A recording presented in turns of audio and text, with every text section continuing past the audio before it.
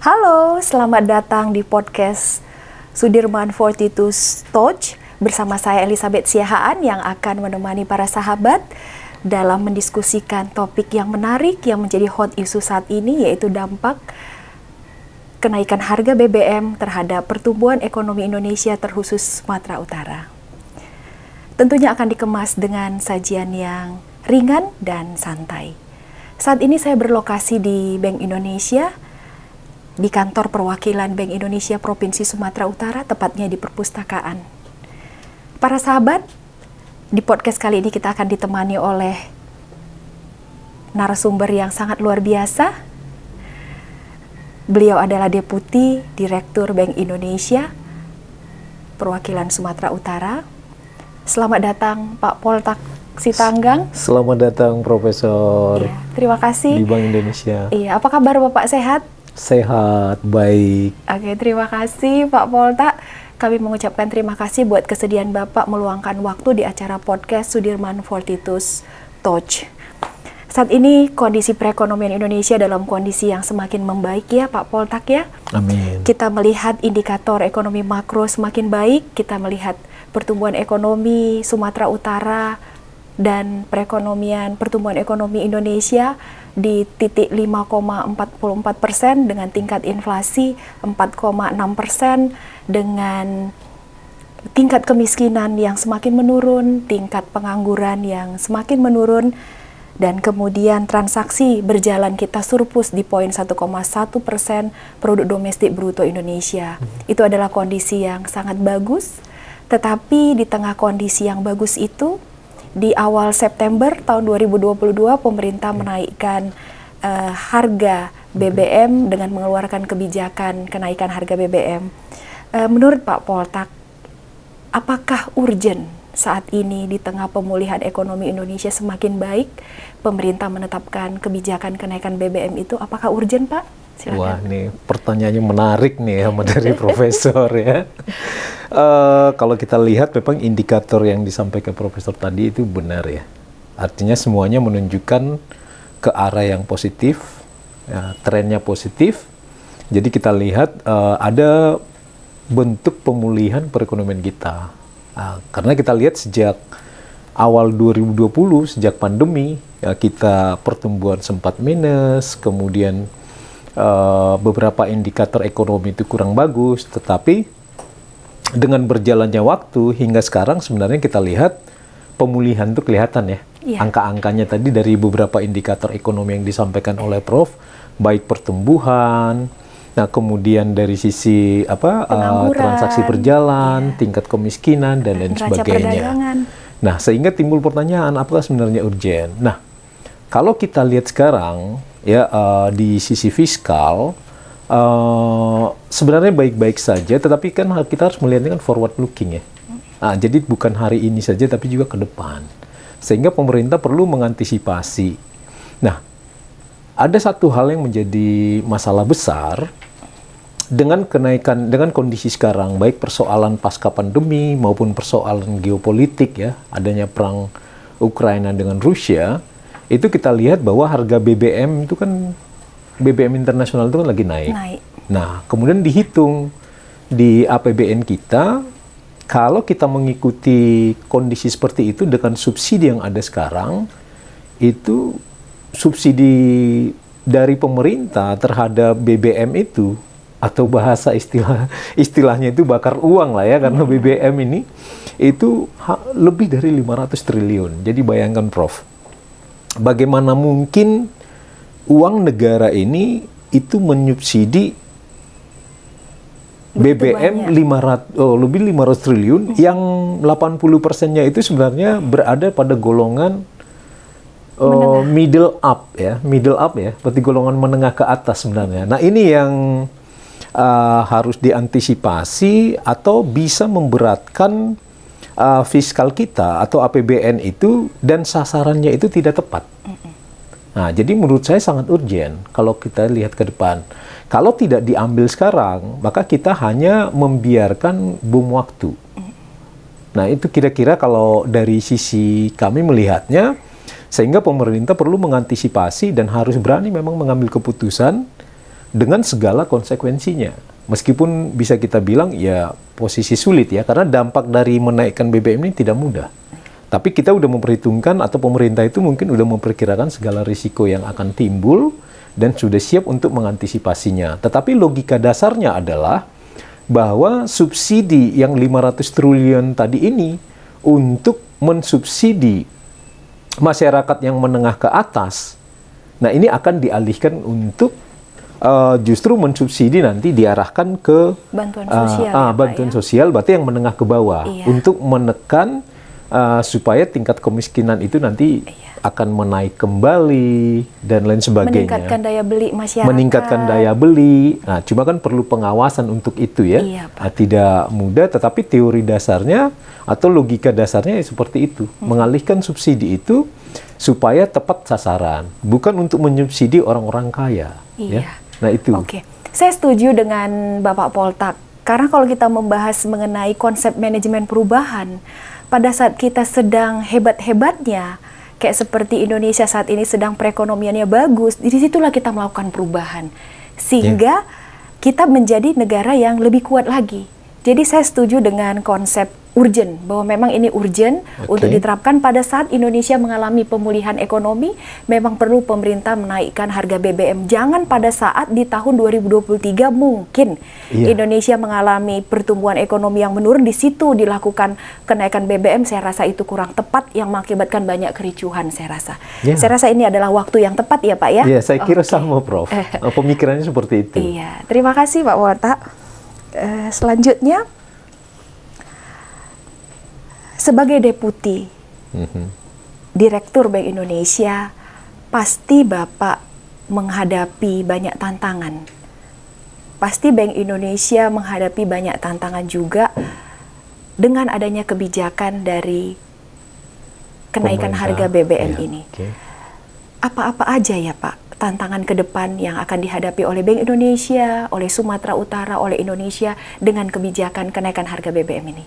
Nah, itu dia, seperti ya sepakat ya naik BBM, tapi dampaknya juga pasti ada dan besar, khususnya dari sisi Bank Indonesia. Jadi tugas Bank Indonesia itu kan adalah mengendalikan inflasi demi menjaga stabilitas nilai rupiah gitu ya. Nah, inilah yang paling berdampak sebenarnya, yang paling utama. Jadi dengan naik BBM kita tahu bahwa ini akan membawa dampak kepada hal-hal yang lainnya, khususnya harga-harga barang yang lain. Ya kita tahu lah ya. Multiplier efek ya Pak ya. Ya, bisa disebut multiplier efek.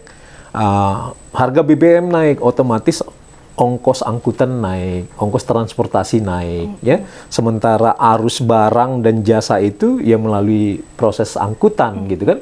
Jadi otomatis akan berdampak ke sana. Tetapi nah kita harus bisa jaga atau menghitungnya bersama-sama dengan pemerintah dan berupaya untuk mengendalikannya. Jadi kalau selama ini kita lihat di dalam perekonomian ini banyak juga yang free rider memanfaatkan situasi. Oh, naik BBM, maka suka-suka menaikkan harga barang.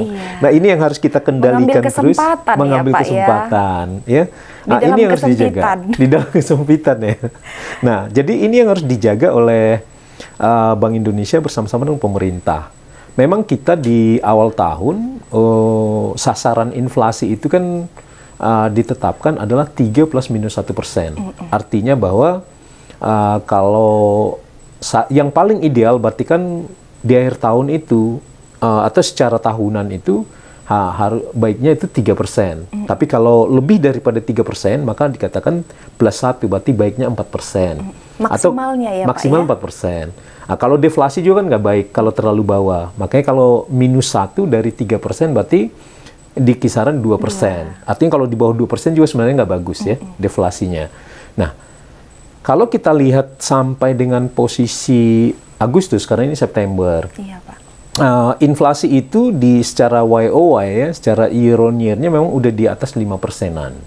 Nah, memang sangat berat untuk mengendalikannya di sisa tahun berjalan tahun 2022, September, Oktober, November, Desember, 4 bulan lagi, termasuk nanti mengantisipasi di Natal dan Tahun Baru misalnya gitu ya. Nah, menurut saya akan ada perubahan sasaran inflasi ini, tetapi sesuai dengan arahan Presiden ya, Kepala Negara, kemudian kepada Gubernur Bank Indonesia, demikian juga di sisi pemerintah.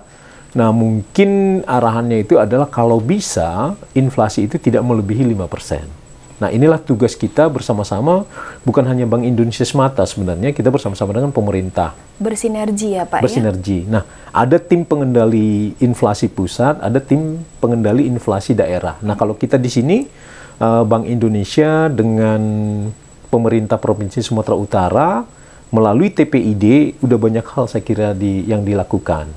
Nah, ini kita setiap minggu kan melakukan survei pemantauan harga ya. Nah, mudah-mudahan sih tidak sampai nanti mencapai angka 6% lah. Jadi ini harus kita jaga kalau bisa. Sampai di Desember, Pak. Iya, diharapkan nggak lebih dari 6%. Itu harapannya kita, dan kita terus melakukan upaya-upaya. Syukur-syukur di kisaran 4-5%. Ya, tapi kan nggak mudah ya. Nah, tapi dari sini kita semua komponen bangsa saya kira harus serius ya, dan harus bersama-sama gitu, punya komitmen yang kuat bersama-sama. Kalau kita lihat coba di negara-negara maju, Bu Profesor, Amerika itu sempat di atas 10%, tapi sekarang udah turun lagi sampai ke kisaran 7%, tapi sempat 9, 8 gitu ya. Negara-negara Eropa juga sama. Bahkan Cina yang selama ini inflasinya sangat rendah, pertumbuhan yang tinggi, kita lihat juga udah menginjak 5% juga. Jadi memang kondisi ekonomi global kalau kita lihat sebagai dampak pandemi maupun geopolitik, nah itu memang sangat tidak menguntungkan semua pihak. Jadi bukan hanya sebenarnya Indonesia, ya. Nah, makanya kita harapannya seluruh komponen bangsa bisa memahami kondisi ini sebenarnya. Nah, itu yang kita harapkan. Jadi dampak dari kenaikan BBM itu pun kalau memang kita satu persepsi, punya kekuatan pemikiran yang sama, nah mungkin ekonomi kita akan berjalan normal-normal saja, baik-baik saja. Di tengah perekonomian global saat ini sedang terganggu, yang penting kita saling bekerja sama ya Pak, bekerja keras juga ya. Bekerja keras, bekerja sama, berkolaborasi ya, istilahnya. Iya. Terima kasih Pak. Tadi Bapak ada mengatakan langkah-langkah yang dilakukan oleh Bank Indonesia untuk supaya tidak melebihi 6%. Apakah udah ada strategi dan langkah-langkah untuk mencapai tidak lebih dari 6% tingkat inflasi? Apakah Bank Indonesia udah memiliki strategi dan langkah-langkah untuk mengatasi itu sehingga nanti di akhir tahun nggak lebih dari 6%? Oh, tentu ya. Nah, kalau kita lihat sebenarnya sinyal dari Bank Indonesia, kalau kita lihat dari RDG kemarin, hasil rapat Dewan Gubernur di bulan Agustus ya. Iya, Pak.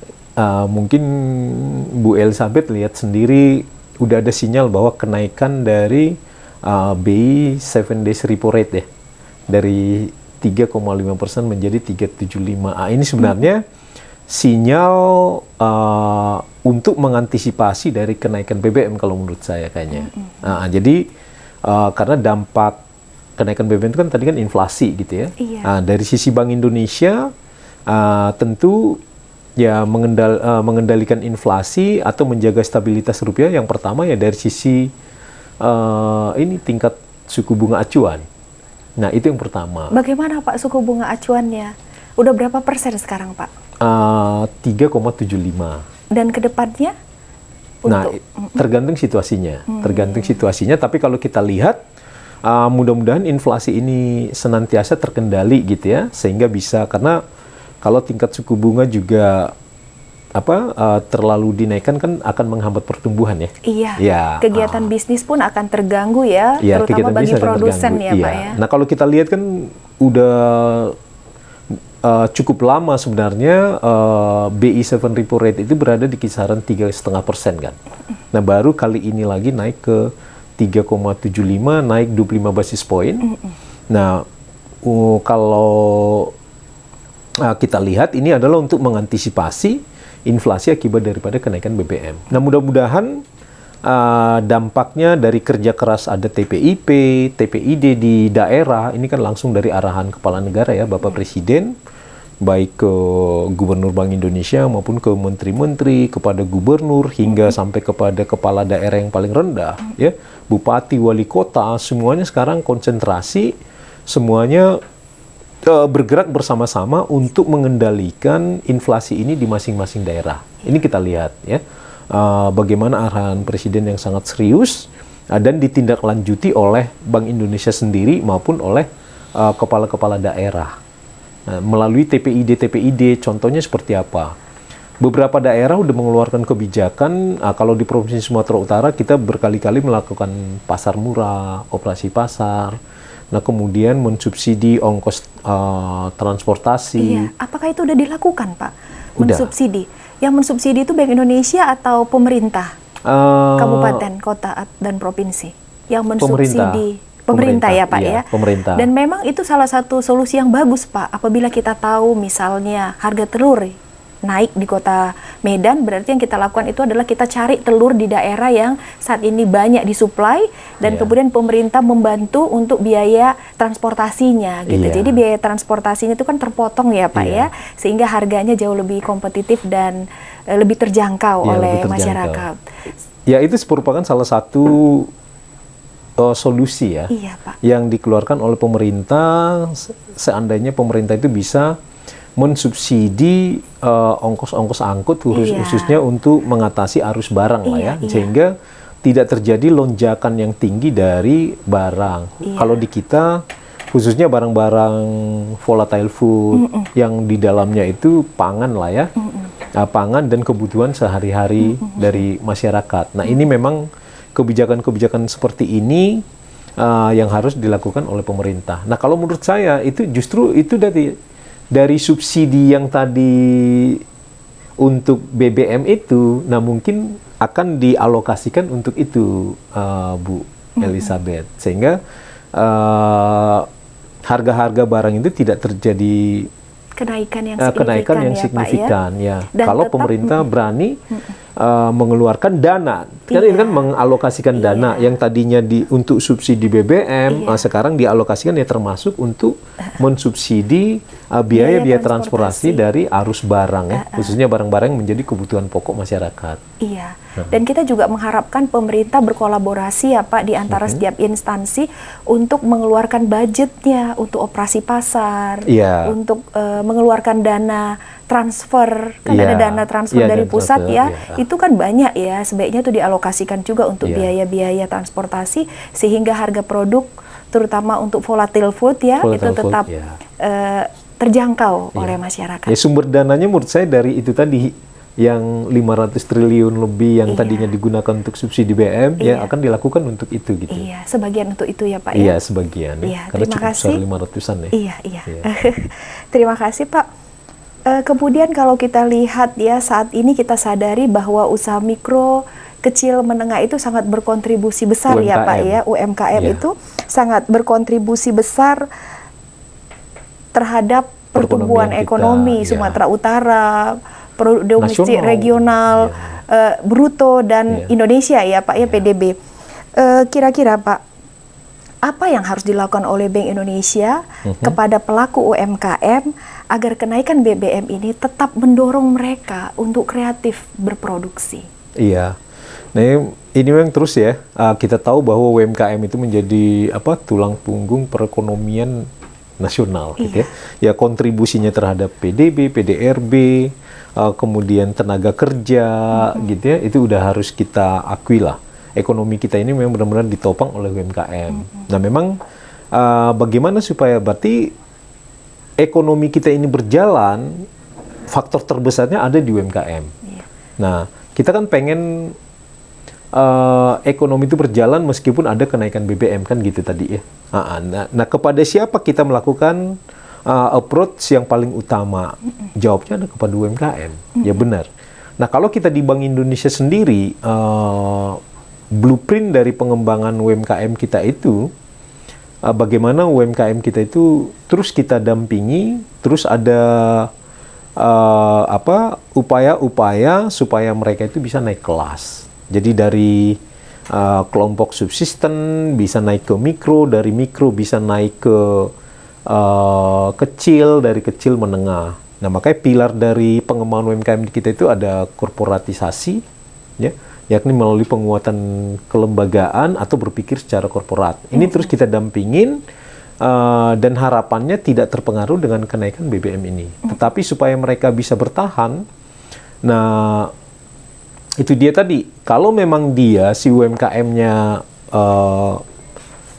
di sisi hulu penghasil barang, nah untuk masuk ke pusat itu yaitu tadi mengharapkan kalau bisa subsidi mengenai transportasi masuk kepada mereka, gitu ya. Kemudian ada beberapa kebijakan juga kepada UMKM yang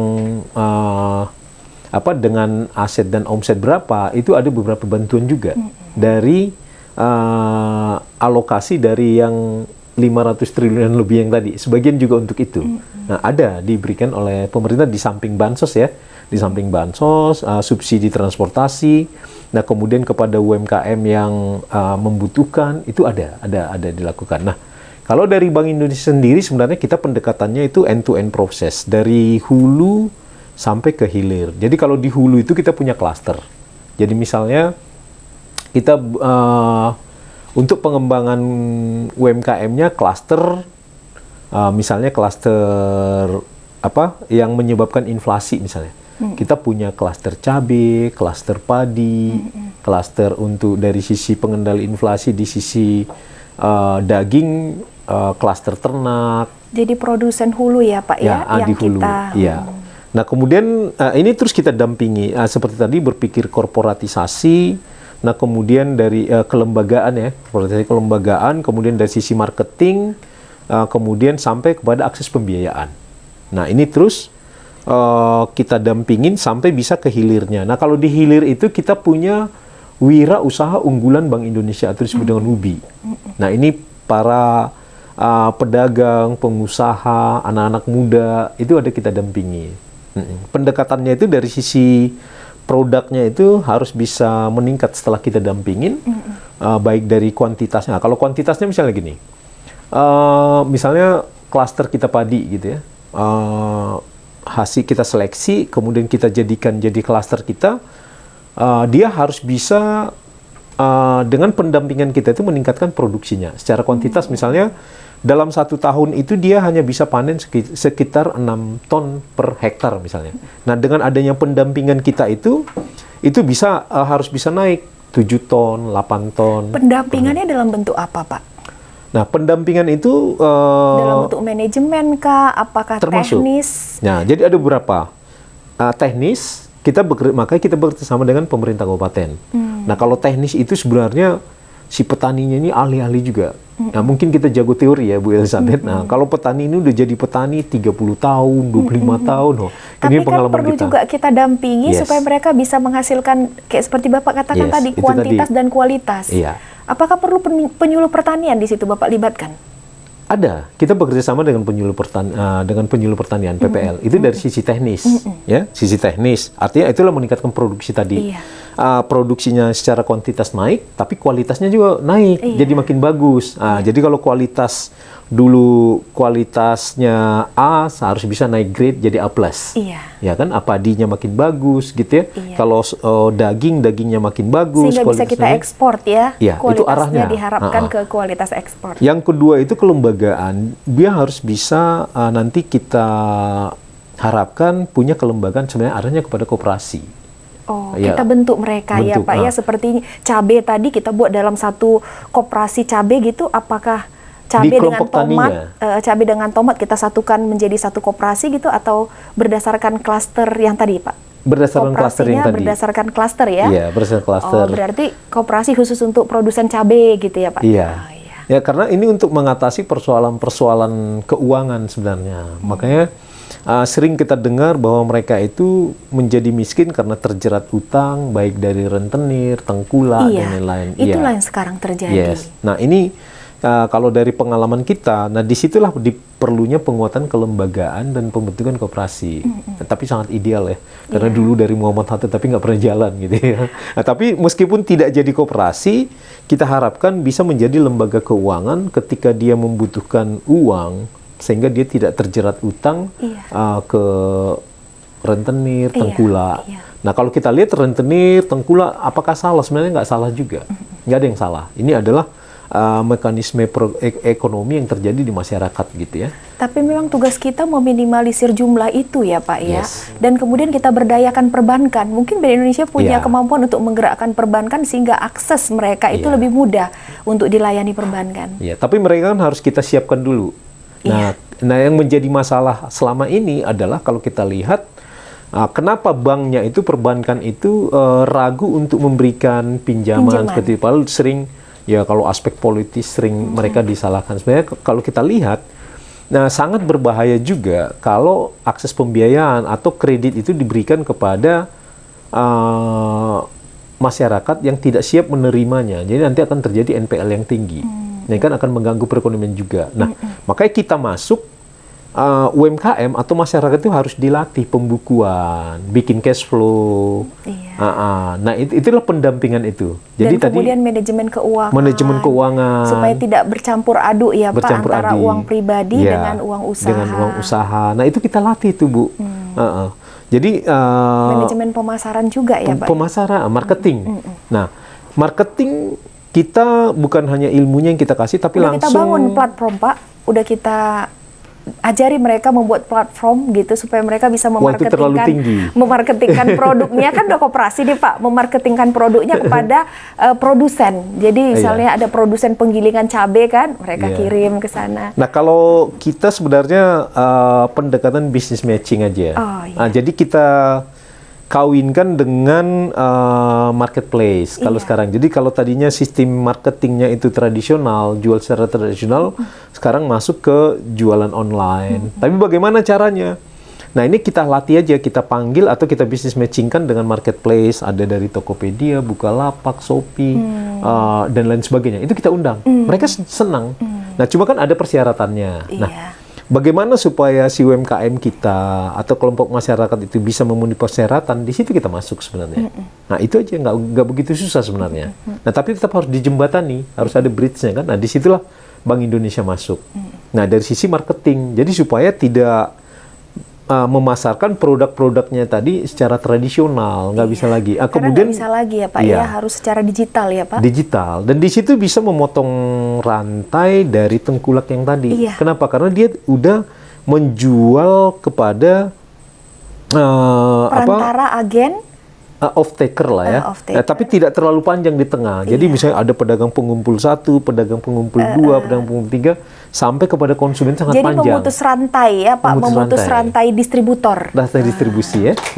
Itu juga kita latih. Nah, bagaimana caranya? Itu tadi. Nah, jadi kita bisnis matching kan dengan marketplace. Nah, kalau bikin aplikasi kan terlalu besar biaya dan lain sebagainya. Iya. Memang kalau untuk usaha menengah seperti itu. Tapi kalau untuk masyarakat kita di level mikro, mungkin belum. Kita bisnis matching aja. Nah, baru yang terakhir, yaitulah akses pembiayaan.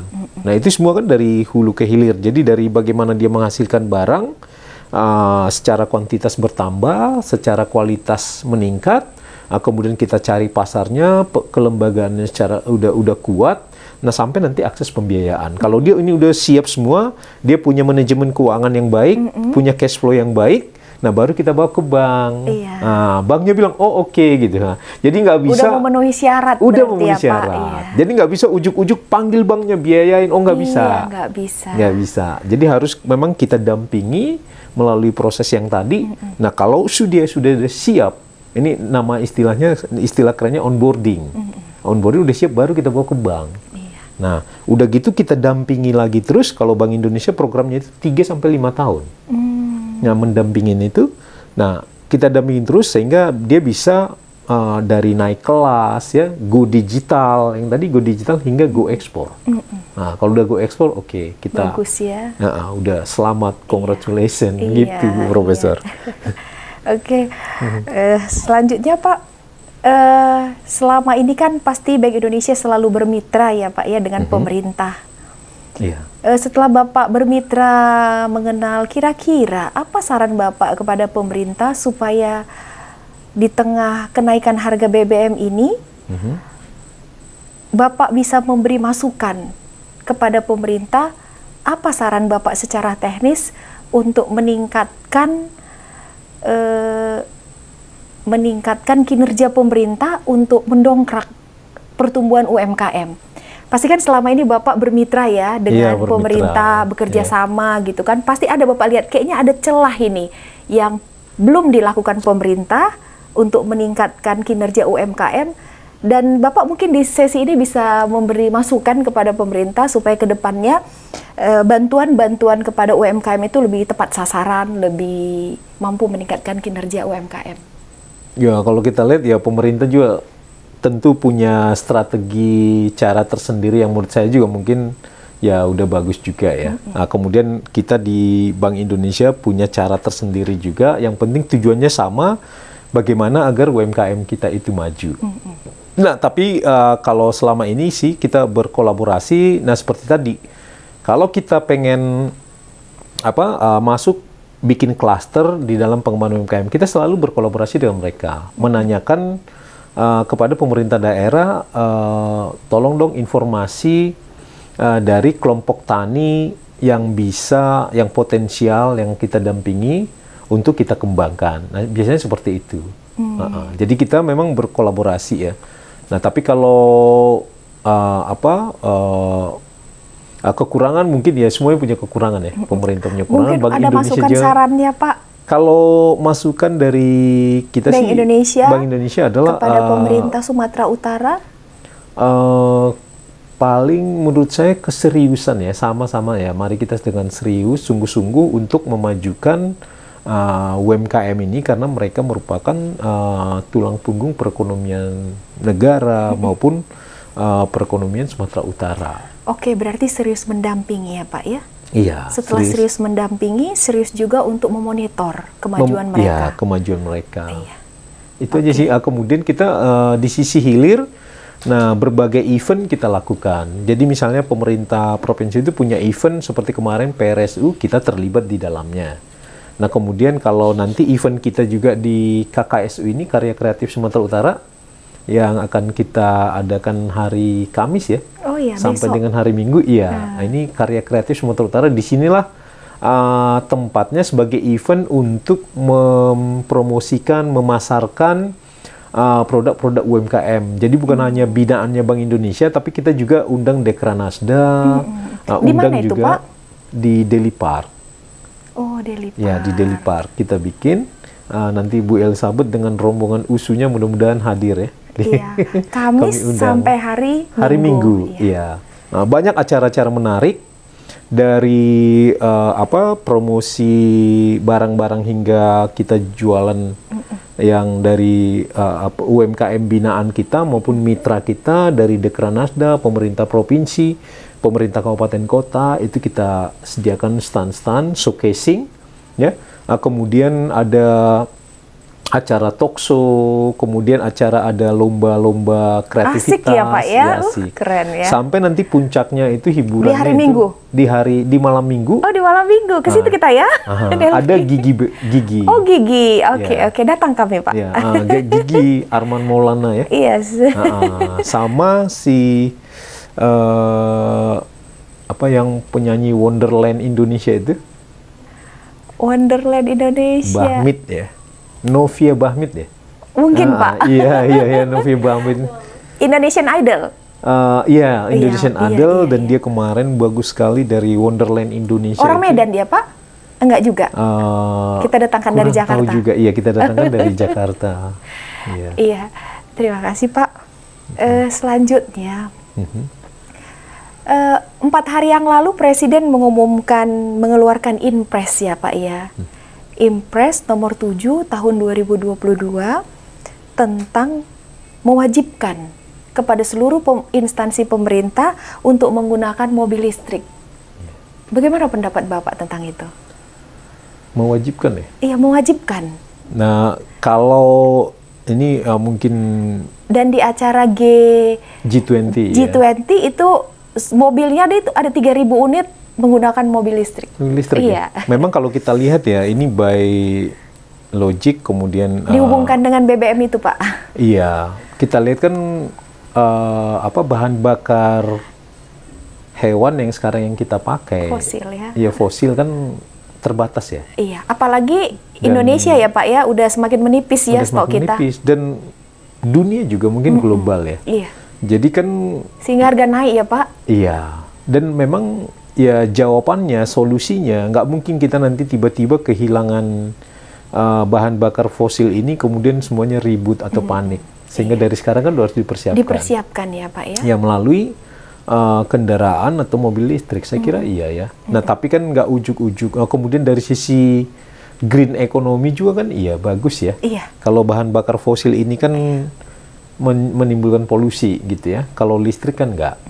Nah jadi dari aspek itu baik dari sisi keterbatasan bahan Energi. bakar fosil, energi, kemudian dari sisi ke konsep green ekonomi, ya sangat lingkungan. sesuai berarti ya Pak ya. Sangat sesuai sebenarnya. Berarti memang Bapak Presiden kita ini luar biasa ya Pak ya. Iya, mungkin Pemikirannya itu one step ahead gitu, langsung cepat gitu mengeluarkan impres, kebijakan, sehingga kita menjadi individu yang agile, cepat merespon, cepat Iya. bergerak, Iya. dan tidak kalah dengan negara lain saya rasa. iya. Kalau saya sih setuju ya.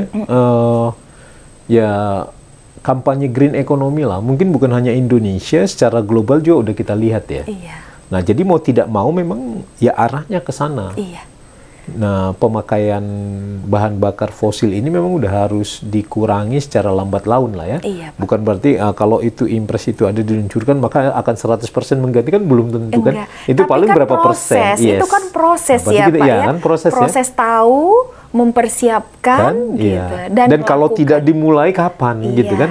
iya. Jadi kalau menurut saya sih ya Kita dukung ya, Pak? Iya, Udah saya kira tepat bagus. itu ya? Udah tepat lah. Oke. Nah itu tadi kan jelas alasannya. Iya. Saya bilang satu green economy, kemudian dampak lingkungan, kemudian keterbatasan Karena bahan bakar fosil yang semakin hari makin terbatas dan harganya semakin tinggi gitu ya. Makanya kita masuk udah memulailah action Iya. di green economy-nya. Jadi bukan hanya sebatas wacana, tetapi kita udah mulai mengimplementasikannya gitu. Iya. Saya kira sih oke. Iya. Oke. Kalau kita dengar selalu di berita, di koran ya Pak ya, ada prediksi dari Bank Indonesia bahwa pertumbuhan dunia itu akan semakin melambat di tahun 2030. Dan di tahun 2030 diprediksi oleh Bank Dunia bahwa resesi global itu akan terjadi di tahun 2023. Di tahun 2023. Bagaimana prediksi Bapak tentang perekonomian Indonesia dan Sumatera Utara di tahun 2023? Apakah Bapak optimis? Harus dong. Iya. Kalau hidup memang harus selalu optimis ya. ya, Pak. Ya, tapi warning dari lembaga-lembaga internasional itu selalu ada. Sebenarnya bukan hanya saat ini saja ya. Makanya ramalan perakiraan itu sih bagusnya sih tidak tepat gitu ya. Tapi jadi itu bagus juga Pak, bagus. mempersiapkan Yes, kita. itu dia. Justru kalau dia tidak menjadi tepat, karena kita memang percaya terhadap peringatan itu, sehingga kita melakukan langkah-langkah supaya itu Persiapan tidak ya, terjadi. iya. Ya kan? Nah, jadi misalnya tadi perakiraannya atau forecastnya itu Perekonomian dunia akan melambat iya, di tahun 2023. 2023. Sehingga kita kan jadi terbangun semuanya, setiap negara. Iya, setiap negara terbangun, sehingga itu menjadi keniscayaan jadinya. Ya, bagus Akhirnya sebenarnya. tidak terjadi ya Pak ya, Iya, karena itu yang setiap kita harapkan. kita mempersiapkan diri untuk itu. Tapi kalau kita lengah, anggap enteng terhadap peringatan-peringatan itu, warning yang dari Badan Dunia, Badan Dunia Internasional, baik dari World Bank, dari IMF, dari beberapa lembaga-lembaga internasional. Nah, itu yang bikin kita jadi sering apa yang diramalkan jadi benar. Karena kita anggap enteng, tidak mengantisipasi, tidak mengambil langkah-langkah bagaimana mengatasinya, kira-kira gitu. Nah, kalau menurut saya sih di 2023 saya sih optimis. Nah, tadi inflasinya memang naik, tapi kalau kita lihat juga dari sisi pertumbuhan, kita juga akan naik pertumbuhannya. Nah, harapannya kita kan Bapak prediksi pertumbuhan ekonomi di atas Indonesia 5%. Iya, lebih bagus lagi ya. Bagus ya. Iya, lebih bagus. Di tahun 2023. 23 iya. Akan naik lagi dari tahun 2022. Kalau perkiraan kita di 2022 ini kan di kisaran 5 sampai 5,5% lah ya. Nah, mungkin kalau bisa nanti di 2023 Nah, itu bisa sampai ke 6% atau di atas 5,5 sampai ke 6%. Nah, itu sih harapan. Kalau dari Bank Indonesia juga seperti itu maupun pemerintah. Tahun 2022 pemulihan di samping beberapa tantangan lah ya di samping. Nah, saya kira kenaikan BBM itu ya part of dari pemulihan itulah menurut saya, sehingga nanti kita lebih stabil atau lebih bisa tumbuh lebih tinggi di tahun 2023 dengan kondisi inflasi yang tidak begitu tinggi lagi. Iya. Nah, itu sih harapannya, dan saya kira saya optimis. Oke. Ya. Yang terakhir, Pak. Oke. Tadi kita udah membahas bahwa prediksi Bank Dunia bahwa perekonomian global itu akan melambat di tahun 2023. Ya.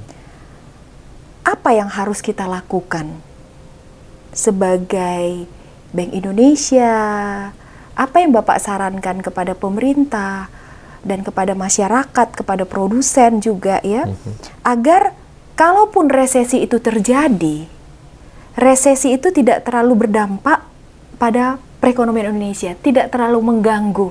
Karena kita kan kalau kita pikir-pikir kan Pak, Indonesia bagian dari dunia.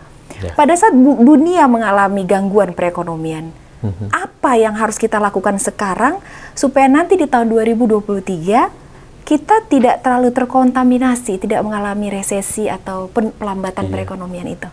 Nah, kalau saya lihat sih ya, ini sebenarnya tantangan ekonomi dunia maupun nasional itu bertubi-tubi lah ya sejak pandemi ya. Nah, kemudian persoalan geopolitik juga itu bertubi-tubi, sehingga kalau kita ambil definisi resesi, sebenarnya kita sempat mengalami setelah pandemi itu kan, artinya Pak, 2 kali berturut-turut kita mengalami minus. Di tahun 2020 ya Pak? 2020, ya gitu ya. Nah, tapi ternyata dengan beberapa kebijakan yang diambil oleh pemerintah bisa mengatasinya dengan baik. Dan kalau kita compare dengan negara-negara lain, bahwa kita itu memang masih jauh lebih baik. Dan ini juga pengakuan dari dunia terhadap kebijakan-kebijakan yang diambil oleh pemerintah kita sekarang ini. Dan menurut saya optimis ya. Ke depan kita bisa bertahan lah. Bisa bertahan dan melakukan langkah-langkah yang sama sehingga ekonomi kita itu tetap berjalan normal.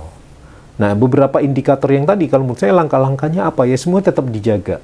Tadi Bu Elizabeth bilang mengenai dari pertumbuhan ekonominya di angka berapa, tingkat inflasinya di angka berapa, defisit transaksi berjalannya berapa, pengangguran berapa, tingkat pengangguran harus berapa, ya cadangan cadangan devisa kita di angka berapa.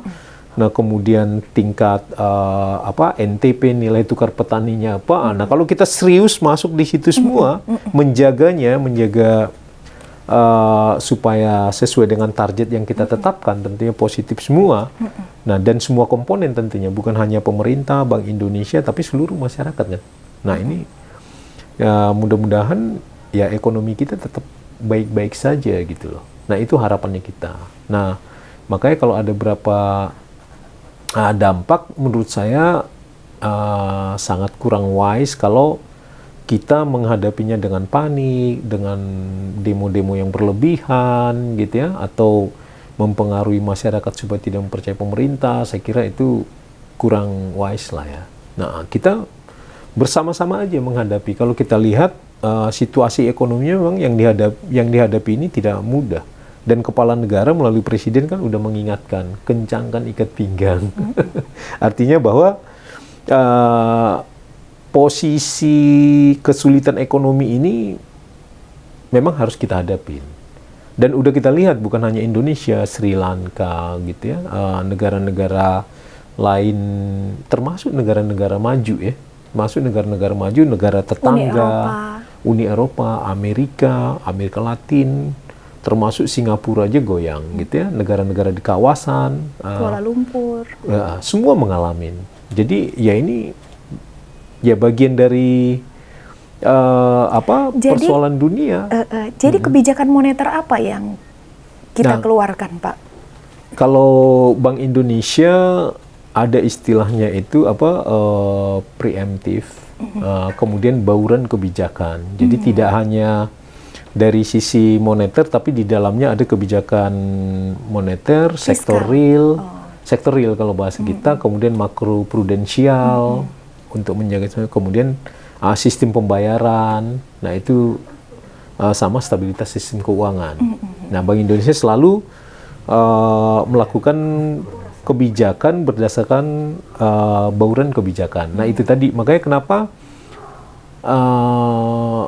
tingkat suku bunga BI 7 repo rate itu bukan hanya untuk hanya satu sisi, misalnya hanya untuk stabilitas nilai rupiahnya, tapi juga di sisi lain. Nah makanya istilah bauran kebijakan, dia juga tetap bisa mendorong pertumbuhan gitu. Padahal ini kan suatu yang trade off ya.